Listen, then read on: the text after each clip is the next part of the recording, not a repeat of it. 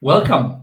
Welcome to this week's BTO talk on generative AI, AI, leadership, and more. My name is Michael Alf, calling from Lisbon, one of the founding partners of Beyond the Obvious, working with companies around the world on their GenAI, AI transformation journey. And I'm here with my two partners again. This week we are together again. Over to you, Markus.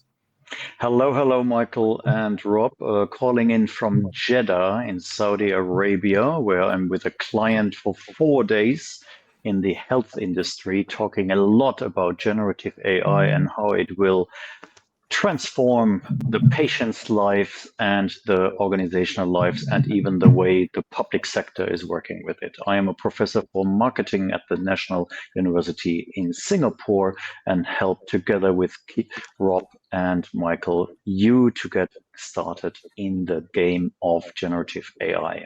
Over to London. Yes, thank you, Markus. Rob Thurner here in London, the third founding partner in Beyond the Obvious. I'm working with government clients, banks and telcos mainly on their digital transformation journeys. Of course, GenAI playing right into the heart of so much of the transformation right now, and excited to spend time with you today looking at some exciting tech news and also a broader question around leadership. So, Michael, you kick us off, if you will, with the latest tech news, and you're going into the fruit bowl, I think, today. Absolutely, Rob. Before we do, if you want to ask questions, you see the QR code above Rob's head with this beautiful red background. So scan that. That takes you straight into our WhatsApp group, and you can ask any questions directly and also get informed kind of about updates.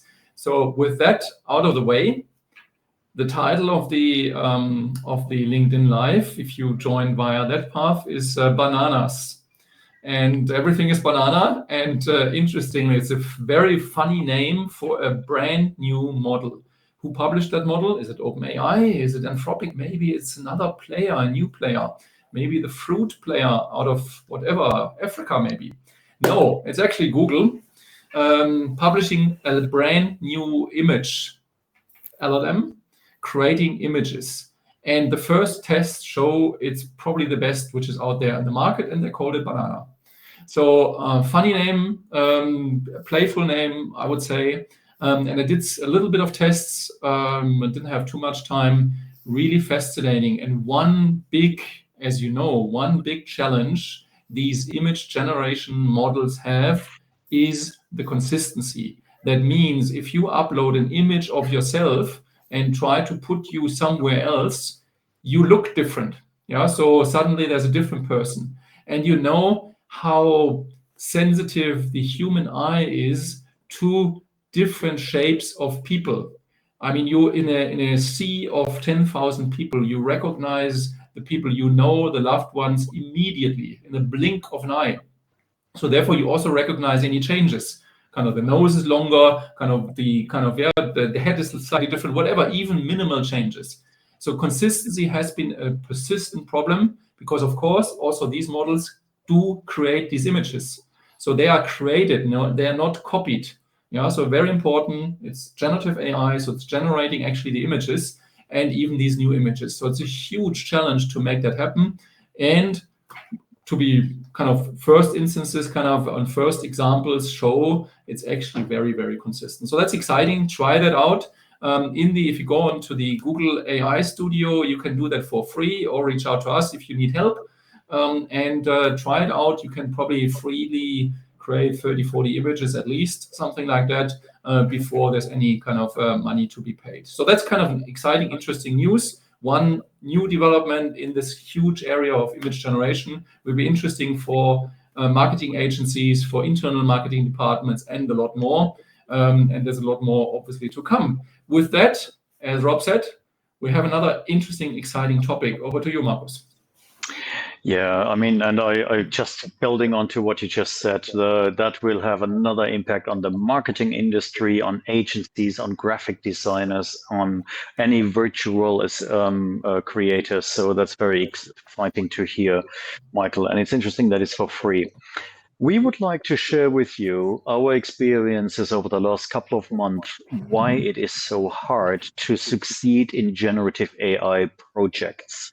Let's take it for granted that a lot of organizations in the meantime do understand that Gen AI is here. It has arrived, okay? Now, a lot of organizations, whether it's leadership and talent department or marketing functions or any other functions or regional offices say, we would like to have a proof of concept or a use case. And we see that failing so many times. And we would like to share with you the top 3 or 5 reasons how to do it properly and how not to do it. Allow me to start with one example, and then I will hand over to Rob and Michael, who have the same experience. The first way to start is super basic democratic and allow your participants, maybe in a group of you are selected to experiment with GenAI, to come up with any idea. The problem then is that this idea, it might not be aligned with any strategic goals of your organization. Problem 2 is typical what Clayton Christensen calls the innovator's dilemma. I fall in love with an idea, I play around, you present it maybe weeks later to your decision makers in an organization, and they say, who has asked for that? Where does this come from? Do you have anyone who actually needs this? And reason number 3 is that you do actually something which could have been invented by another area of your organization, or someone says this is not owned by you. So here are 3 reasons why it might not work. We have seen this failing miserably in presentations. And I hand over to Rob and ask him what could be 3 good ways to start a project or a proof of concept for GenAI in an organization. Well, I think you've given, thanks, Marcus. You've given some really interesting and first-hand experiences of something I know you've been working on recently. So I'd say 3 ways we can make sure we have a higher chance of success. Start with the stated challenge and problem that's already documented and, importantly, understood at the top table. If this is seen as a pain point that needs to be resolved, you're solving a problem that already exists rather than trying to coming up with something new which doesn't have a natural home or, critically, a sponsor that you can tie it back to. I think a second challenge is a solution is don't try and do all of this stuff yourself. You may have some pockets of genius within the business, but if you drop it in that silo and expect the silo to come up with the solution without sharing that with other departments and others who have an interest in supporting you, it's to gain the traction that succeeds. So make sure that you're doing this collaboratively within the business, and it's not just one person. The danger is, of course, if you've got one person who sees the solution in a certain way and that's not shared by others, then that's kind of like your innovator's dilemma, but for someone who's trying to do it all themselves. I think the third thing would be make sure that the control of this is decentralized. If you try and do this from the center and it's too prescriptive, you're not allowing people around the business to develop their own version of this, take some ownership of this, and therefore allow this to scale more successfully. So those would be my 3 answers to your questions there. And that's based on a lot of that is experience I've had recently working with a bank that had exactly the same challenges that your healthcare client has just voiced there. Now, Michael, you're working with other clients. How does this resonate with you, and what are the implications here for leadership, which is the concept we've started off with? Yeah, thank you very much, both Rob and Markus. I think a lot of great points which we covered, and maybe I can add a few additional ones. One interesting finding, and again, be careful, there's a lot of studies out there, yeah, and even of renowned organizations like all the big consultancies, the universities, they all publish something around GenAI, of course. Yeah, so, and maybe it's true, maybe it's not. Yeah, so it's like it's a huge sea which is kind of very muddy at the moment. There are a lot of good things and there's a lot of bad things. So you need to find your way through that and do that step by step. And I think one interesting one is, to the point we are discussing here, is less is likely more.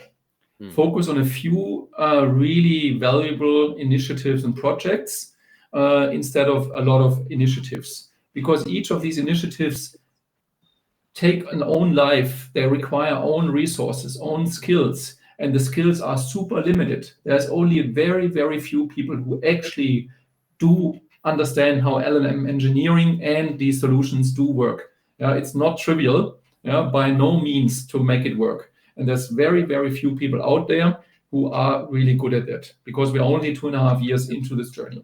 So this is one. So do less than more. I think the other one, which really is also around leadership, coming also from a PMO perspective, running a large project management office, one was a project management portfolio process. So actually defining how do you get through these different stages. That hasn't changed with the arrival of AI. You still need that. And so you need to decide, okay, this one is good, this one is not good. This shouldn't prevent initially from, let's say, a test project or something like that. So we need to distinguish. So there's, of course, there's a space to play around. And then the third one, and that's kind of really towards leadership, and I think that becomes now really interesting, and then heading back on this, is the key one is top level commitment. And when I say top level, it's actually top level, which means the CEO.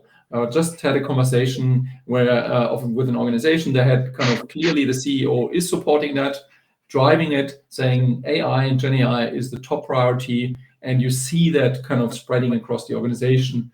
We had some clients where it really works. For most clients, it's somewhere else, and that doesn't really work. And if you really want to have successful projects which are across functions, without a CEO support, it's really difficult. And that comes into the play of leadership, isn't it, Markus?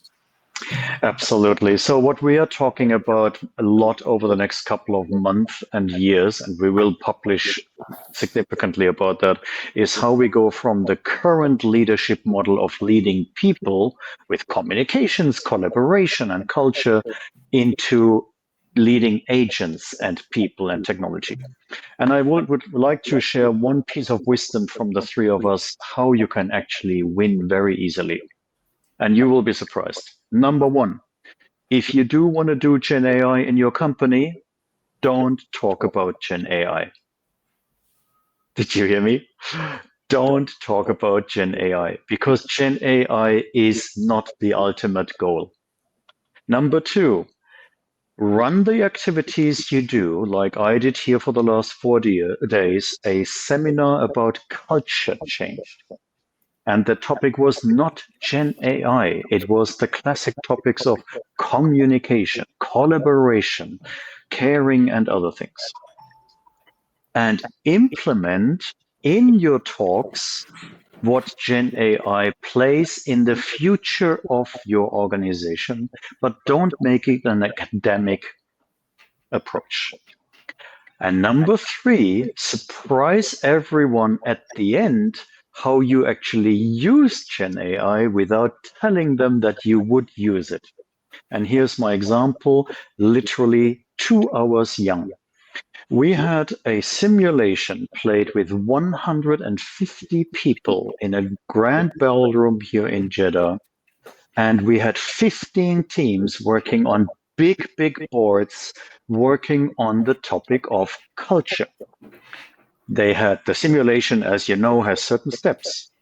At the final stage, I took photos of the 15 presentations, fed it into ChatGPT 5.0, asked it exactly what it made out of the 3 elements of culture and how it would describe the culture of this organization in the future. Ladies and gentlemen, 3 minutes later, I had my speech. And I asked everyone in the room, does this resonate with you? And they went like, that's it. That is the summary of 4 days. You cannot do this alone. It was authentic, and of course, your expertise helped you. But now everyone walks away and says, I have seen it live. And it was not like someone was telling me for 4 days, you must do GenAI. So ladies and gentlemen, that wraps it up. Make it practical, get into it, experiment, and follow our 3x3 rules, which we just shared with you. Rob, please take us home. So that's super helpful, Markus. And there's a framework here, and wrapping up a workshop using the tool rather than talking about it, of course, makes a lot of sense. So thanks for articulating that for us. To repeat, we have enjoyed the session with you today. There's some very practical experiences here that we're sharing with you, and we would love to have these conversations with you to help you through your challenges. Please do reach out, jump on that QR code. We'd love to hear from you and understand what you're looking for. We'll be sharing these ideas in our newsletter that we send out to our group at the end of each of these sessions, where we summarize the topics, transcribe, and of course we're using a certain tool to do that for us. And we very much look forward to your feedback. We'll see you next week. So for now, thanks for your time. Thanks, guys, as always, and we look forward to seeing you then. Bye for now. Bye for now. See you.